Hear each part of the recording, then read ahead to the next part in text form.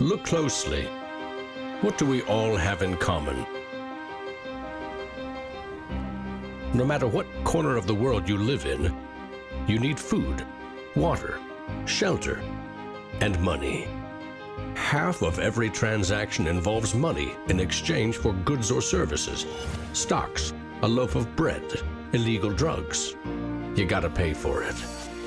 We spend much of our lives chasing money to make a living and accomplish our dreams. But it's also an instrument of destruction. Some might say evil, driving criminals to lie, steal, and even murder.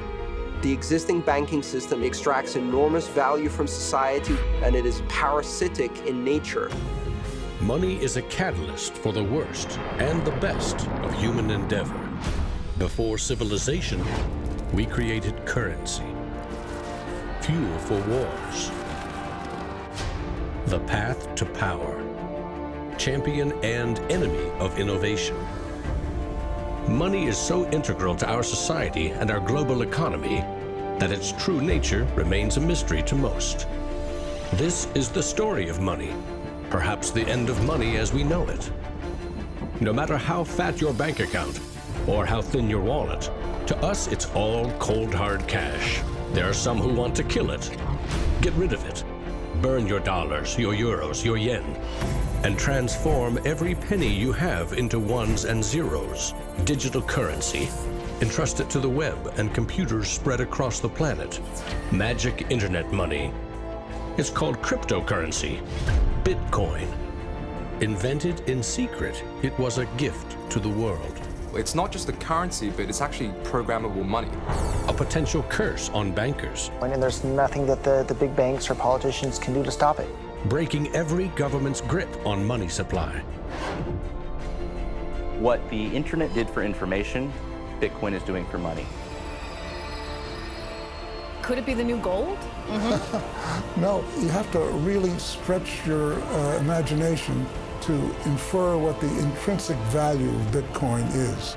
Regulators, the Federal Reserve, the banking system, at least understand this is a thing that they have to take seriously. This is going to change the economic culture.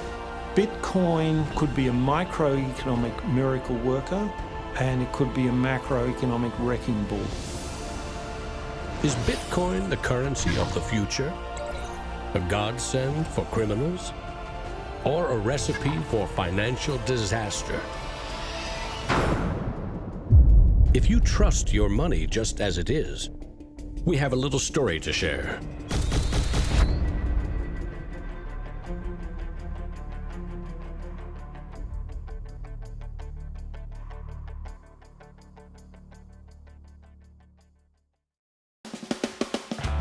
Once upon a time, there was a big party with everyone standing around the punch bowl, drunk.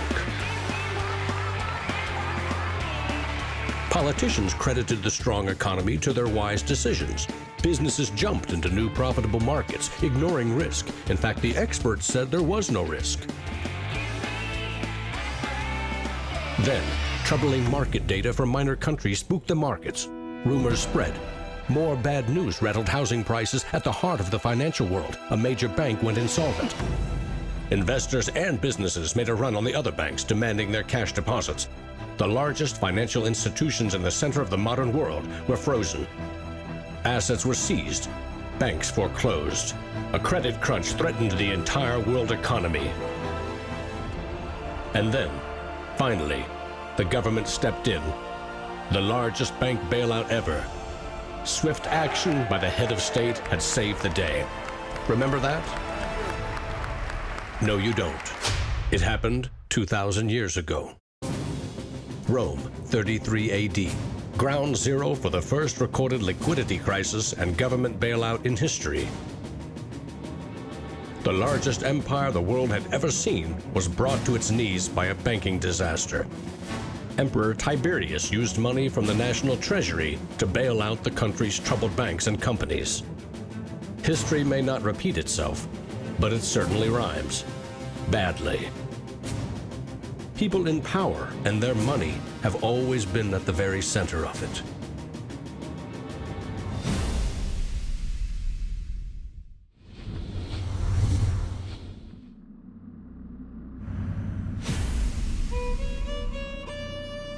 The story of money is as old as civilization itself. When we lived in small tribes, keeping track of debt was easy. You owed somebody a load of firewood. A neighbor owed you a piece of meat. Credits and debits were kept in your head, a mental ledger. Currency is a language that allows us to express transactional value between people. It's technology that's older than the wheel. It's as old as fire. When humans wanted to trade outside their tribe or village, they needed something everyone could agree had value, something scalable. Enter commodity monies. There were many kinds, but each had to embody the same 5 characteristics. A commodity money is relatively scarce, easily recognizable, can be cut into smaller pieces. You can substitute one piece for another of equal value, and you can carry it around without too much trouble. In ancient Rome, it was salt. The Aztecs used cacao beans. It was whale teeth on Fiji, yak dung in Tibet, shells in Africa and China. Grains, metal, ivory, rare stones, leather, fish. If it had the 5 characteristics of commodity money, someone probably used it as currency. And then you ask, what value do these currencies have? If you go into a primary school, you'll see children exchanging rubber bands and Tamagotchi and Pokemon cards and baseball cards and sweets and candy and any other form of currency. People invent currency when they have no other currency. And now they're going to invent digital currencies. But commodities that aren't durable are a lousy store of value. A bad cacao crop or a huge new salt discovery can throw your currency and economy into turmoil. A more stable system was needed. About 2,500 years ago, the first metal coins were minted in China and in what is now Turkey. These coins shared the same 5 characteristics with commodity money, but were also very durable. In some cases, coins are the only thing left of entire civilizations. Money does not originate with governments. Money arises naturally as markets begin to develop and as people with a division of labor realize that if I have eggs and you have a cow, we may need some medium of exchange in order for you to buy my eggs or for me to buy your cow. Coins were an objective and universal unit of account, and they allowed people to buy and sell goods over vast regions. The market economy was born. Coins worked, but only if people trusted that the king or emperor who issued them wasn't cheating on the metal content. Using coins also meant that an authority now controlled the supply of your currency. Money and political power were inextricably linked, centralized. Minting coins in a steady and predictable manner allowed economic growth and stability. The Wushu coin in China retained its value for 500 years. In Constantinople, the solidus lasted for 700 years. But in those times, the coins didn't have this sort of milled edge. They were flat, and what used to happen was, as coins were passing from people to people would cut little bits off. And in fact, in some of the taxation that the kings would do would actually be take 1/8 of the coin off. Taxes built castles and financed military campaigns, expensive hobbies. Soon, royal mints were substituting cheaper metals for silver and gold. This is called debasement, and Europe's kings made a habit of it. The currency of France was debased every 20 months for 200 years.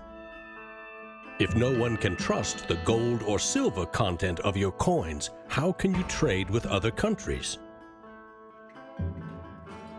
International merchants found a solution. They recognized that one person's debt has value. It can be traded or transferred. When those IOUs came from reputable sources, they could be used as a form of money, paper money. This money was not based on hard commodities or metal, but instead on someone's promise to pay. Merchant families like the Medici in 15th century Florence acted as clearinghouses for these IOUs. It worked like this. an English trader ordered a shipment of Italian cloth from the Medici for 100 gold coins. His promise to pay the Medici was put on paper. Meanwhile, the Medici owed 100 gold coins to another trading partner for delivery of wine from France. The parties didn't go to the expense of transporting and exchanging gold coins. Instead, the paper was transferred. Everyone agreed that the paper had value, 100 gold coins, but only because everyone trusted the Medici as solvent middlemen. They had created a paper money machine. Within a few generations, they rose from low crime to high finance. Their great wealth helped fuel the Italian Renaissance and elevated the family to levels of enormous political power. The power to marry into royal families and get elected as popes. The ties binding money to power, politics, and influence now ran through church and state. Merchants had proven that creating paper currency could be wildly profitable. Goldsmiths wanted in on the action. Imagine it like this: if the goldsmith had seen over a period of time that some of the coins he was storing for people were gathering dust, the people who owned them don't need them right now. So what if I go and lend them out into the community and I charge them interest on this loan? So he starts out lending some of these gold coins, and then later he realizes actually people don't even want the gold coins, they just want the piece of paper that says the gold coins are in the bank and with the goldsmith. So I can now make a loan with these pieces of paper, and whatever I write on a piece of paper, as long as people trust me, they'll trust the paper. And effectively the goldsmiths and the early day bankers, they had literally acquired the power to print money. More and more private paper money from merchants and banks circulated and began to rival the crown's coins. The power inherent in controlling and issuing money began slipping away from the rulers. They couldn't tax or debase this new kind of money, but they had bigger ambitions than ever with trading posts, colonies, and empires that now stretched across the globe. For centuries, European countries would take turns building massive fleets and waging war on each other to rule the world.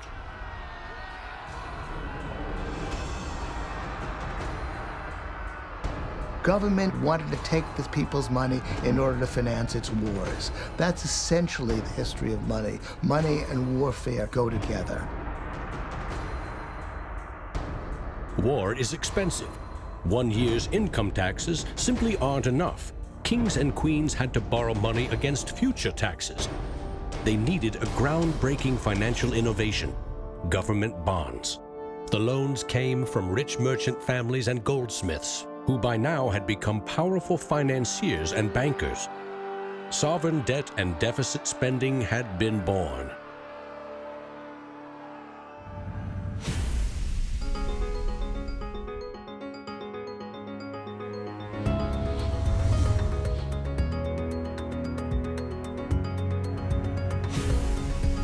In 1694, the Bank of England was established to fund a war against France. England's central bank was privately owned and granted the monopoly to issue banknotes, paper that could be redeemed for an equal amount of gold from the government coffers.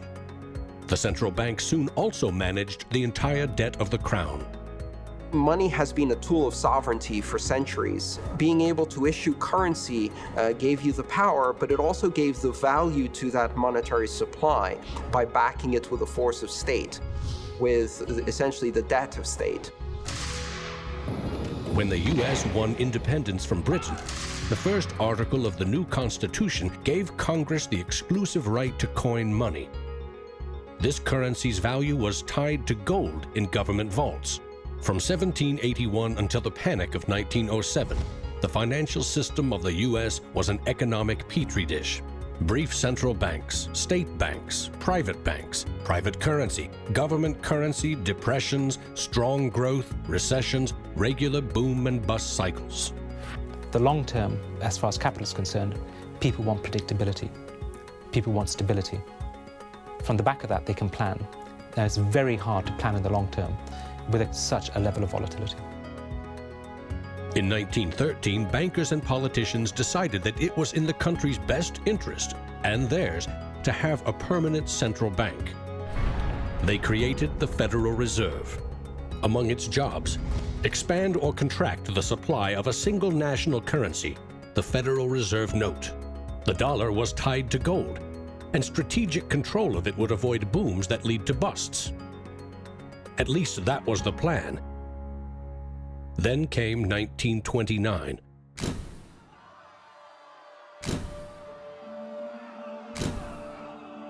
The Great Depression would have a profound effect on monetary policy worldwide.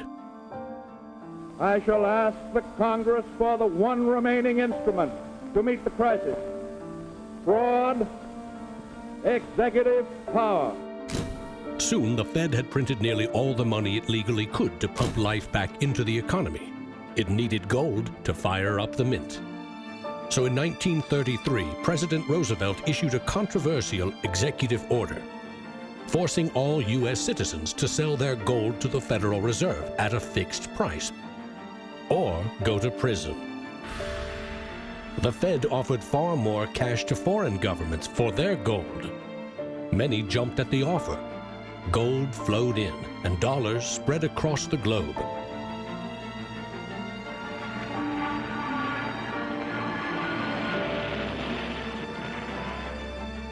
World War II devastated nearly every major economy, except the United States.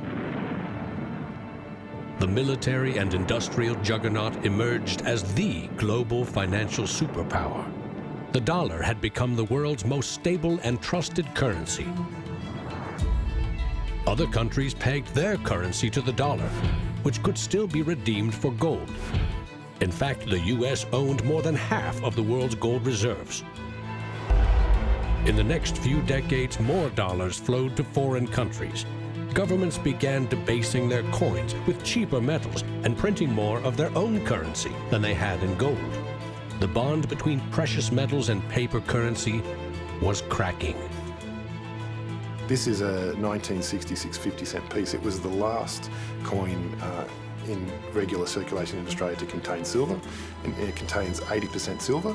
So in 1966, this was 50 cents. Nowadays, it's $8 roughly in silver alone. By 1966, foreign nations had had enough of the U.S. collecting gold and printing cash. And they had more value in dollars than the U.S. had bullion in its vaults. They demanded gold in return for their paper dollars. Arguments about the value of the dollar versus their currency ensued. In 1971, President Nixon settled the matter. He severed United States currency from the gold standard. I have directed Secretary Connally to suspend temporarily the convertibility of the dollar into gold or other reserve assets, except in amounts and conditions determined to be in the interest of monetary stability and in the best interest of the United States. Never again could anyone legally demand U.S. government gold in exchange for paper dollars. For better or worse, the dollar was now backed solely by the full faith and credit of the United States government. The wealthiest nation the world had ever known would bet its future on a single word: trust. People have this mythology of money that is based on very little fact. And one of the nice things about Bitcoin is that it forces people to start to ask questions about the fundamentals of money. Bitcoin is an attempt to adopt the advanced computerized system that we have, the internet, to resurrecting what money used to be all about.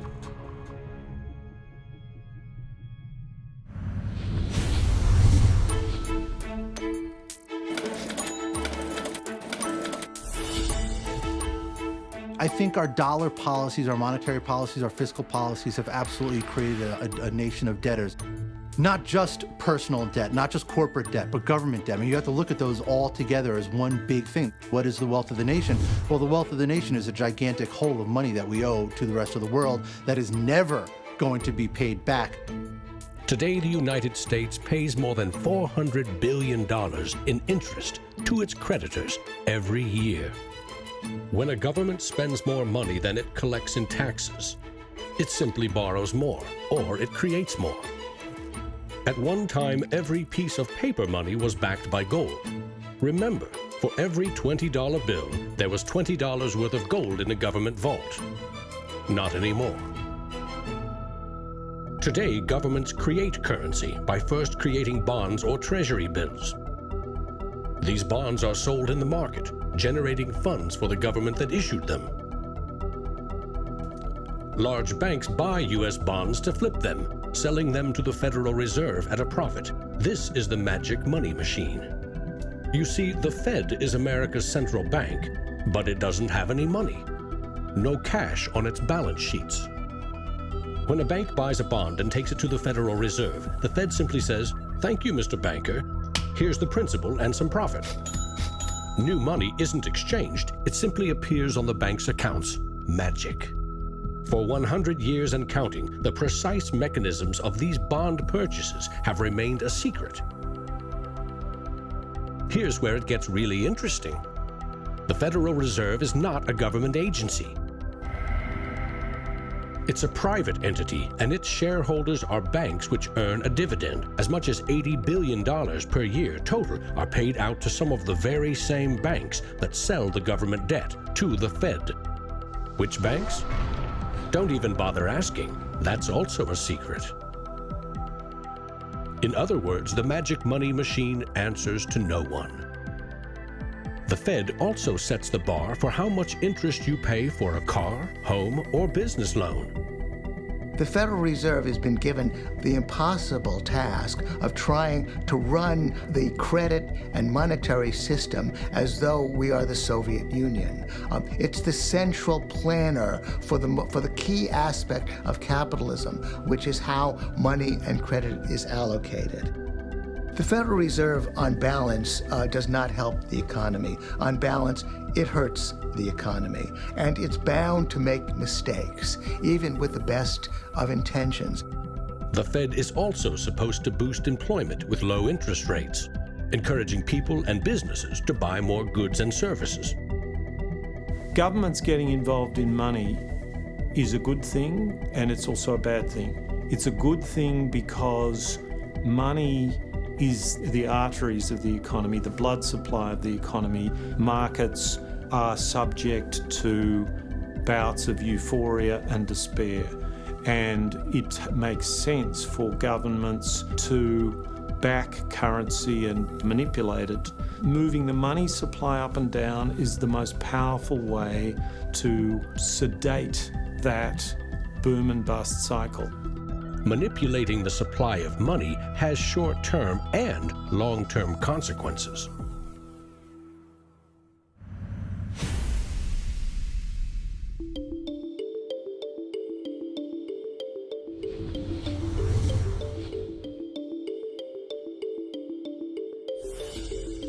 Central banks aim to create new money carefully, strategically, and very, very slowly. Releasing more money into the economy causes prices to rise, ideally by 2% every year. That's supposed to foster economic growth. But 2% inflation means the buying power of one cash dollar in your pocket today will be 98 cents next year, and less nearly every year to come. Since 1913, when the Federal Reserve took over the United States dollar, we've seen that the United States dollar has decreased in value 98%. Inflation is a far higher tax because on your income you pay it just once.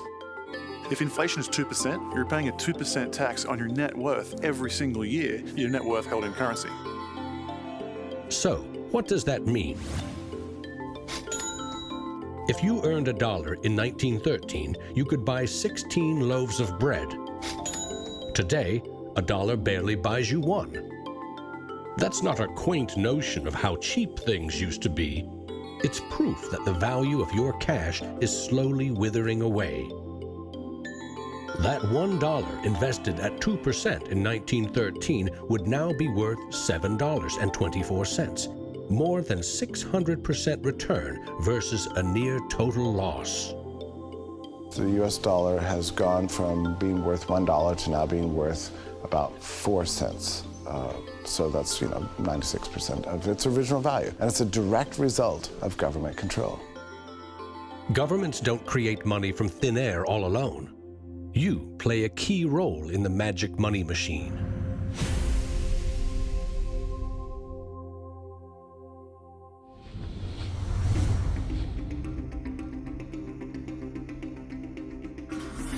It's not really the central banks that are the problem. I mean, they're part of the problem, but the real problem is that we've given the power to create money to the same banks that caused the financial crisis. We put our paychecks and savings into a bank account and draw from it as we need it. The banks are custodians of our money. Right? Wrong. It is now the property of the bank on their balance sheets. They can do just about anything they want with it. For example, create new money. Here's how. Your bank account shows $100, but the bank only holds $3 and loans $97 to Bob to buy something. In the bank's computers, you still have $100 in your account, but Bob now has $97 of new virtual money in his account. Just digits on a computer screen. There's no cash, no gold, or anything else backing up the new numbers in Bob's account. Just his promise to pay it back. This is new money created as debt.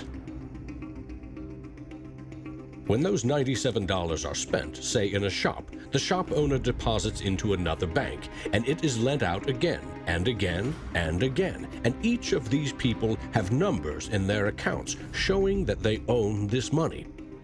So your original $100 has multiplied. Now there are over $3,300 in the system. This process of loaning out far more money than a bank actually has as cash on hand is called fractional reserve banking. In the UK, 97% of the money that exists is just numbers in the computer system, and those numbers are created by the banks. Banks earn untold billions in interest every year by creating and lending virtual money. What's more, banks don't even need your deposit to create new money. If they consider someone credit-worthy for a loan, they can put new magic money into his or her account and start charging interest. So reporters talk about Bitcoin as though it's the first digital currency. But actually we use digital currency every time you make a transaction through internet banking or through your bank card. Actually, it's not even just digital currency, it's digital currency that is created by the banks, essentially out of nothing. In other words, all new money is debt. This is the part of money creation that isn't taught in economics class. Money in paychecks, bank accounts, 401ks, that loan to Bob, credit card debt, your home loan, all began life as virtual money created by the banks. The entire system is based on trust. Trust in the bank's solvency, trust in the debtor's ability to repay their debt. If all bank customers demanded just 3% of their deposits right now in cash, this run on the banks would reveal the truth. Almost none of that paper currency you think is in your bank account exists. It never did. Remember the drunken party? Our financial crisis had everything to do with virtual dollars. Too many people with very little income borrowed a lot of money they could never repay. But the banks didn't care. They didn't have to. They quickly made and sold shaky loans to someone else for a profit. And I got them all approved. Hey! Apply now. Selling bad loans was a good business until the whole thing blew up in the global financial crisis.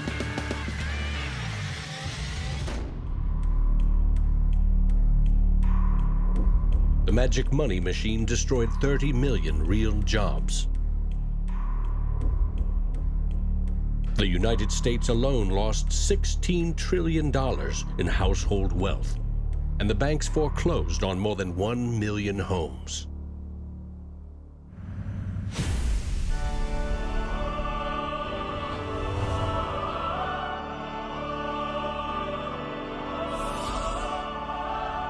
Selling subprime loans and betting they will fail may not be sacred, but it is lucrative. As much as 1/4 of our best and brightest are being lured by the siren call of the money machine. Instead of science, engineering, or medicine, they chose a career betting with other people's money. To get rich quick, very rich. And sometimes they take shortcuts.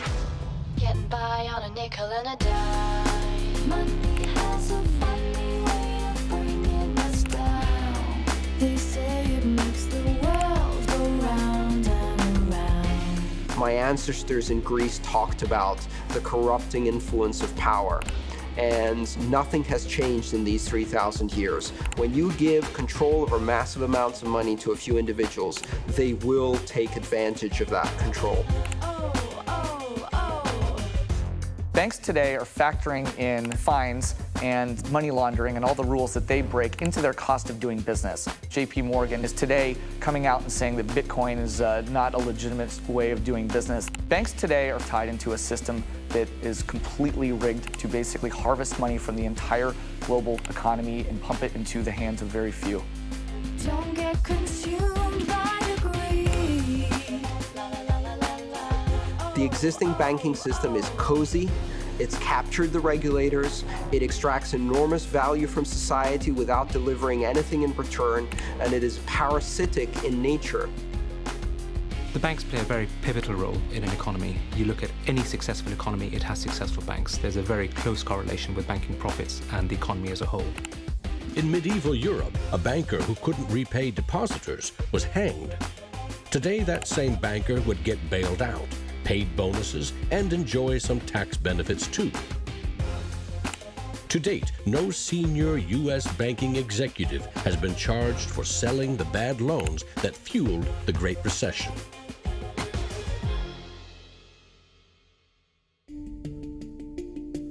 In December 2014, just 6 years after the last banking crisis brought the world to its knees, a congressman snuck a last-minute provision written by Citigroup into a crucial funding bill.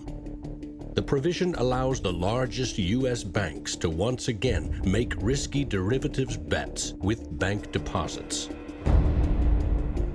But no need to worry. If the banks implode again, lost deposits must be paid back by U.S. taxpayers.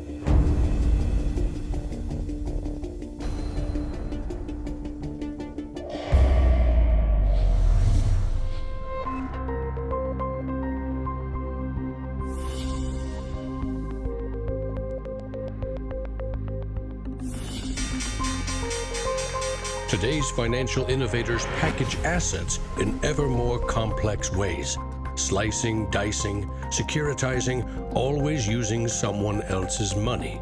They sell debt, transfer risks, leverage bets. That's what they call innovation. When you're talking about financial innovation, Bitcoin certainly is a very good example of innovation. But there's also been other innovations that people a bit closer to the world of finance would cite as good examples. An example of that would be the original swaps market. From there moving on to the credit default swap. It is an excellent example of financial innovation, but also if it's used incorrectly, it can create a lot of problems, as we've just seen. History teaches that the most revolutionary and disruptive innovation nearly always comes from the fringe, not from corporate cubicles. True innovators see the world differently. They see the big picture, creating new products and entire systems that lead to new industries. Steve Jobs called them the square cogs in round holes.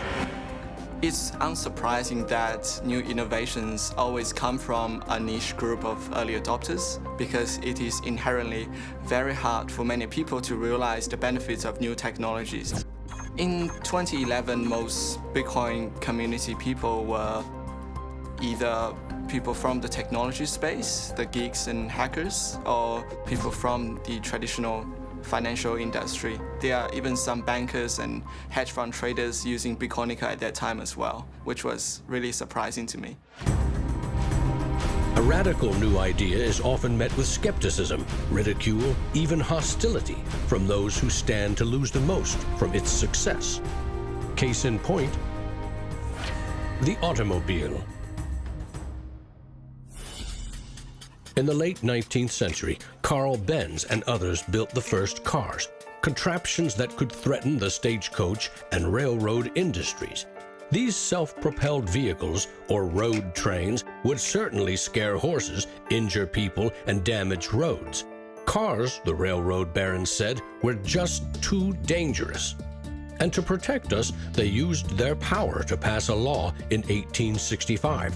It required every automobile in England to observe a 4-mile-per-hour speed limit and to be operated by a crew of 3, a driver, an engineer, and a flagman.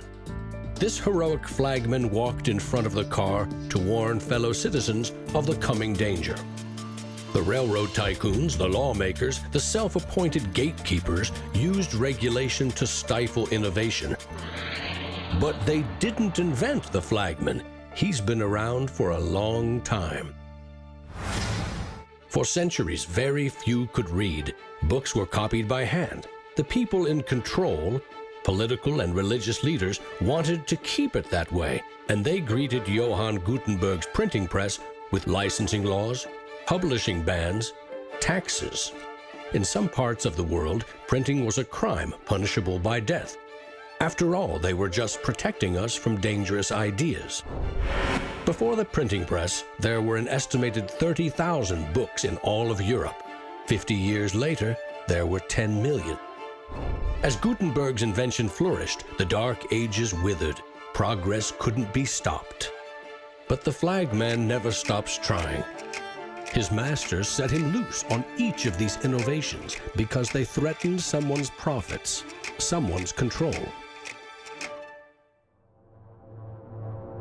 But remember, this is a story about money. What if a technological innovation allowed anyone in the world to be their own bank? To create a currency free from taxes and banking fees?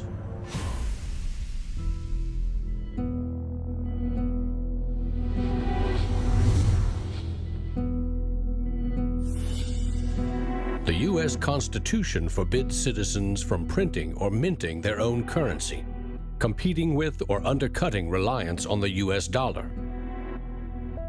In 1998, Bernard von NotHaus decided to test the resolve of the federal government. The Liberty Dollar was available in gold, silver, platinum, and copper. It was available in 3 forms, both in specie, in other words, gold and silver, in paper, as warehouse receipts, and in digital form. Obviously, the government didn't like it. They arrested me and convicted me of counterfeiting, fraud, and conspiracy, and I'm currently awaiting 22 years sentence in federal prison. Lesson learned. At a hackers convention in the Netherlands, there was a young hacker there who used the alias of Satoshi Nakamoto. And he talked to a friend of mine, and he identified the Liberty Dollar and me as inspiring him to create a new currency. Bernard von NotHaus's arrest for creating private money may also have inspired Bitcoin's inventor to keep a lower profile, publishing the invention under an alias and vanishing. Part of me is interested to know like who Satoshi is. Maybe that's part of the mystique of the story. It's completely irrelevant to the functioning of Bitcoin because we have the code to read, but it would be kind of fun to know.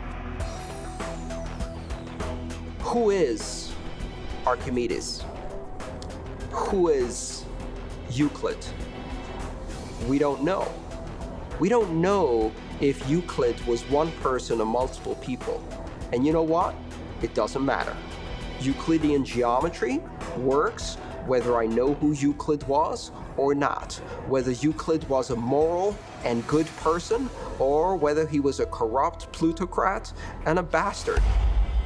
Science and mathematics have essential truth that stands alone, irrespective of its inventors and irrespective of their motives. Well, Bitcoin is a system based on mathematical truths, and these mathematical truths stand alone. We can read the source code in Bitcoin and understand it, and it will be true whether Satoshi Nakamoto is a man, a woman, a collection of individuals, a government agency, or aliens from the future. Bitcoin is digital currency and computer software. Capital B Bitcoin is the shared code that creates a global payment network using computers connected to the internet. Bitcoins are virtual currency, digital money created, stored, and exchanged on that network. But unlike virtual dollars created by a banker, this new currency was created with math by an anonymous inventor. Bitcoin is an open-source software protocol like much of the code supporting the internet and email. Open source means anyone, everyone can use the protocol. No one person or company can control it. Every change to the software is public, open, and transparent. The code was first developed by Satoshi. Then there were dozens, now hundreds, of programmers constantly collaborating to improve Bitcoin's features and security. So what makes Bitcoin a breakthrough? It tackles an ancient human dilemma and solves a computer science problem. Any shared information or data can be flawed, corrupted. Anything can be faked.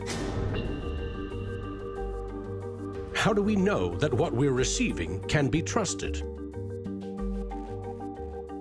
In our traditional mindset, it's very important to know who is behind this currency because their reputation is significant in knowing that our funds and the true wealth is actually safe. In finance, we rely on trusted third parties like banks, credit card companies, remittance services. They keep track of money as it moves from one account to another, and they charge us handsomely for it. We trust that their digital ledgers of credits and debits balance. A financial system that cuts out these middlemen could be faster, cheaper, and more secure. But Bitcoin is digital. Music and movies are easily pirated, copied, stolen. How can a digital currency retain value if anyone can make 1 million copies? The answer is at the core of Satoshi's invention. A Bitcoin is not a file on a computer. It's an entry in the publicly distributed database called the blockchain. Just as the Medici kept a ledger of credits and debits, today's banks record each transaction as a plus and minus in their ledgers. Now we call them databases. Bank accounts are replaced by a digital wallet that you alone control.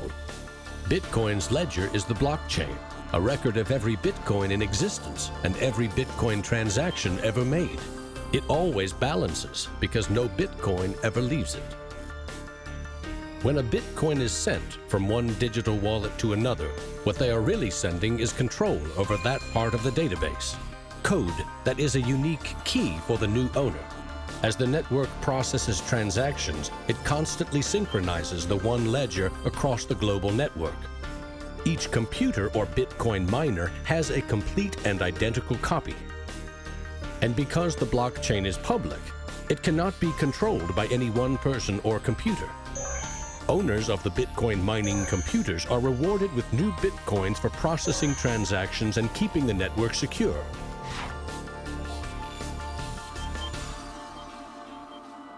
In other words, the Bitcoin network replaces banks and bankers. Today, the combined computing power of this global network is greater than the 500 biggest supercomputers combined, times 10,000. And because every transaction is verified and recorded by the network, a Bitcoin cannot be forged. Digital currency cannot be debased with cheap metals or printed by the billion at will. Too much currency can unleash a monster, skyrocketing prices, trillion-dollar bills that can't buy a loaf of bread. There's a big movement in the U.S. demanding that the Fed be audited so we can find out what they're doing. Nobody really knows how many dollars are in existence, for example. Ben Bernanke created several trillions of dollars over the last several years, but nobody really knows where they landed. At any time, for any reason, the central banks can print as much money as they want. They call it fancy things like quantitative easing. And when they do that, it makes the dollars or euros or yen that you and I have worth less. So if the world starts using Bitcoin as their currency, It can't be controlled by central bankers or politicians. Remember, central banks create money to boost the economy and try to pull it back out before inflation heats up.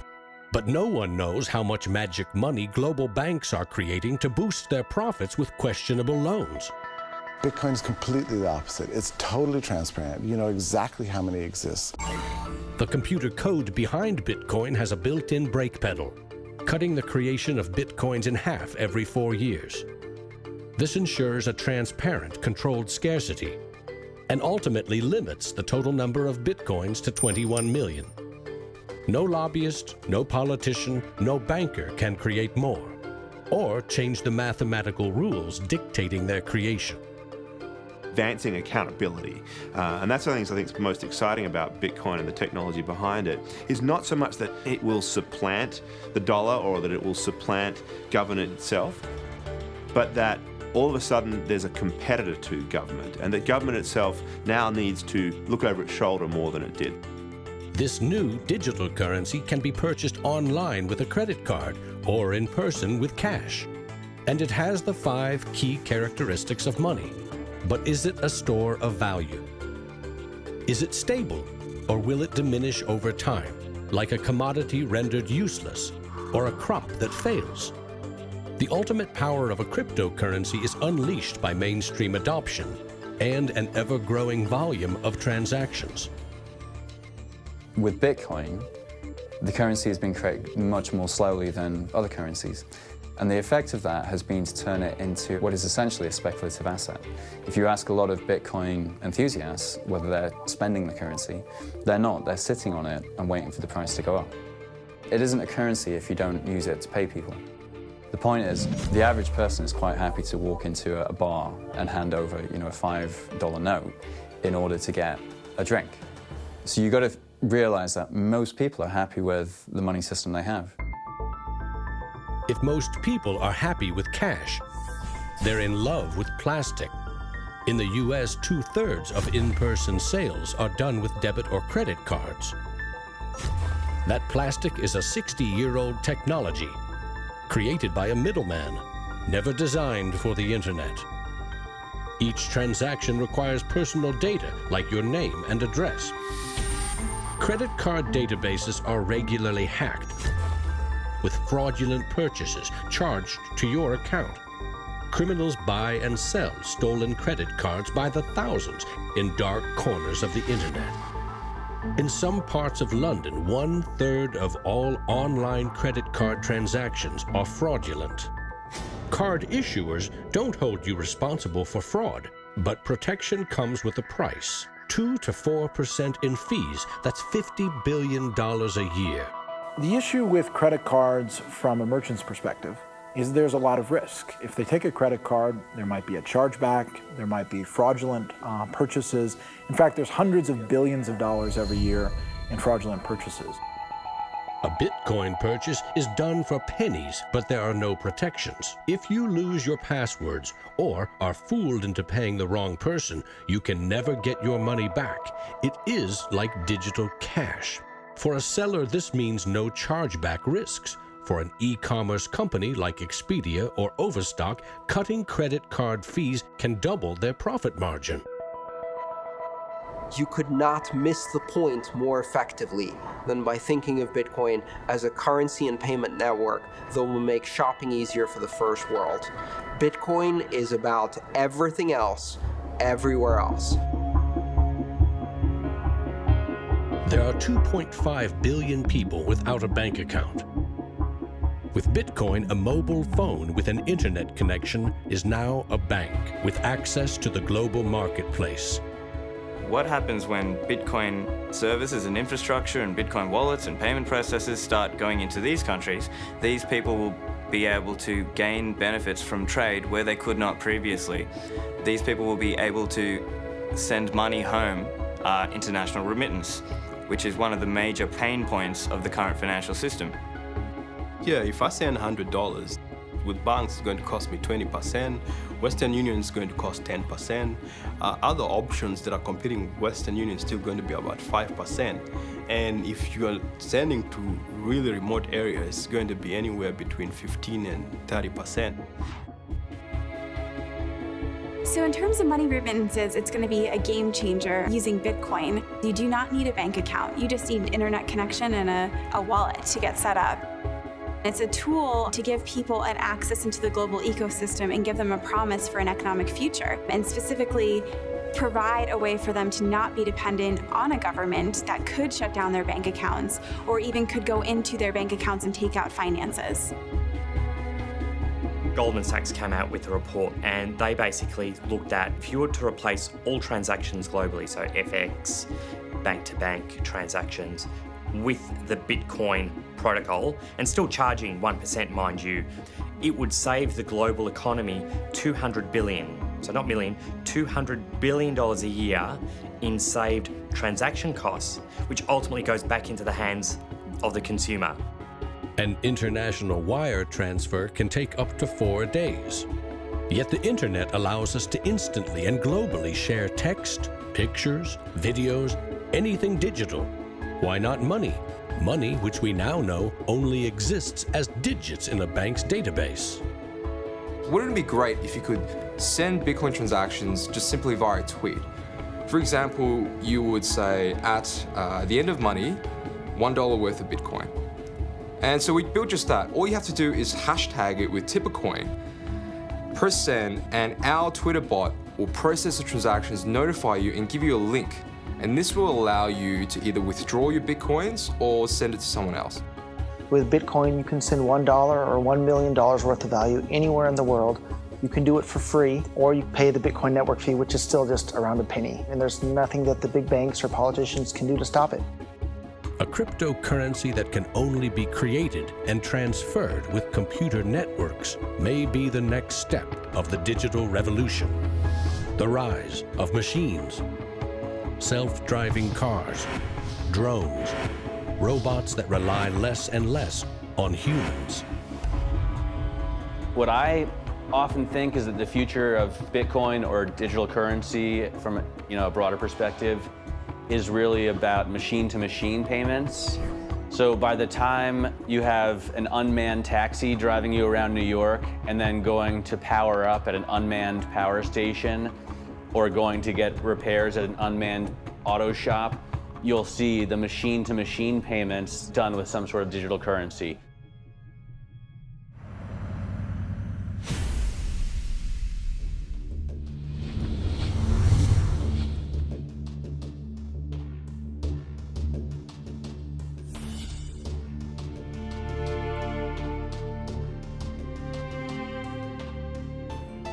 We actually built this world that we live in over the last 200 or 300 years. We've made some mistakes. We've learnt to make things better.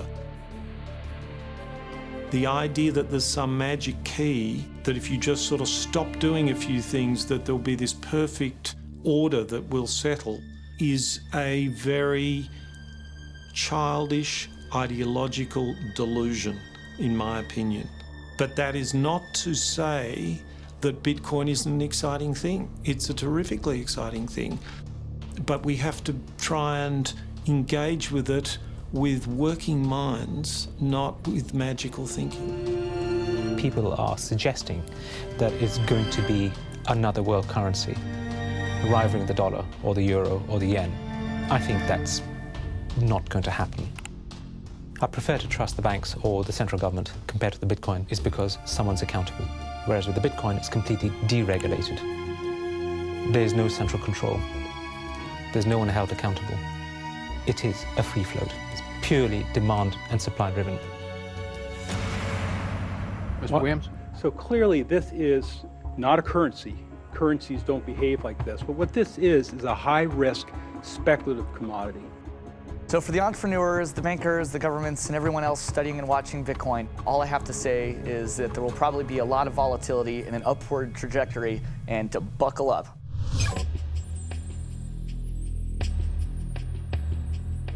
Criminals, scam artists, bad actors are drawn to any kind of money like a moth to a flame. Silk Road was a marketplace that was online. It existed in the underground web. Now, this marketplace allowed people to sell things that were illegal to governments. Fake IDs, pirated music, Bibles in North Korea. Are cryptocurrencies inherently bad, or just the newest tool to acquire the forbidden? Porn is illegal in Iran. Well, there's a few percentage points of sales on Silk Road was to sell porn to Iranians. Now, a much broader one that gets a lot of press with regards to Silk Road is drugs. I've been doing research over the past couple of years into the online drug marketplaces in the darknet using Tor and Bitcoin as technologies to enable illicit drug transactions. We did a global survey of drug users, and we had over 20,000 people respond to that. And the majority of those people were buying traditionally illicit drugs, ecstasy, cannabis. The FBI brought down Silk Road. It certainly hasn't stopped the trading of illicit drugs online.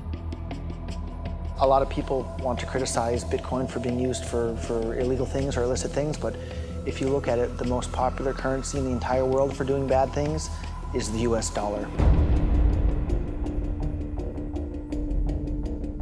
If you think of Bitcoin as a platform instead of a currency, then you really begin to see the potential it has. The ledger, which cannot be forged, it cannot be changed, and is universally accepted, is genius. There will be Bitcoin technology forever, and it'll have applications for years to come. Creating a secure global payment system may just be the beginning.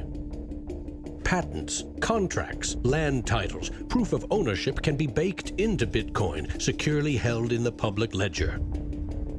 I read up more about Bitcoin, I played with the source code, I built some things that I realized this is actually a very, very powerful protocol. It's not just a currency, but it's actually programmable money. The digital age has fundamentally changed the world. We have embraced digitized music, film, medical records, communications, the internet. The free exchange of information and currency can fuel revolutions, help in a disaster. But our money is shackled to the 20th century, manipulated by governments and banks.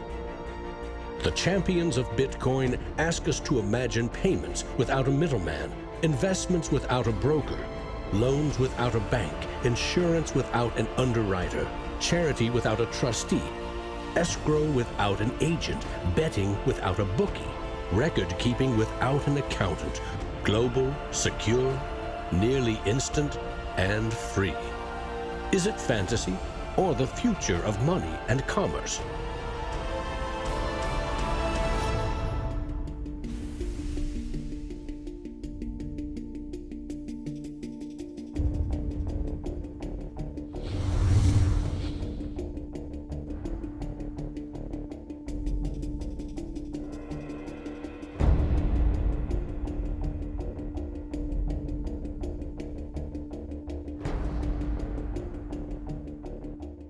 I love Bitcoins. I'm really into Bitcoin. Well, Satoshi Nakamoto, that's a name I love to say. And we don't know much about him, but he came to save the day. If you don't know what a Bitcoin is, right, usually the way people describe it is digital cash. It's money for the internet. Oh, Bitcoin, as you're going into the old blockchain. Oh, Bitcoin, I know you're going to rain, People are like, oh, I love my bank. I'm like, really? You ask a banker, you know what's 2 + 2? He's like, well, I can tell you, but there's a fee. Down the road it will be told about the death of old Mt. Gox, about traders trading altar coins and miners mining blocks. Now, Bitcoin is a new technology. I like to say it's banking light. All of the convenience, none of the evil. Oh, Bitcoin, as you're going into the old blockchain. Oh, Bitcoin, I know you're going to rain, till everybody knows. You know, when I go online and I buy, like, I don't know, a pair of socks, if I pay with a credit card, I'm just buying socks, right? If I buy those socks with Bitcoin, it's a revolution.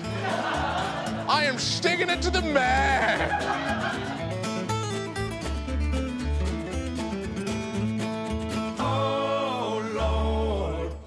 Me some more. There's always people who are not ready to get into the new technology. You know, like when the internet came out, there was people going, nah, I don't think this is going to be popular.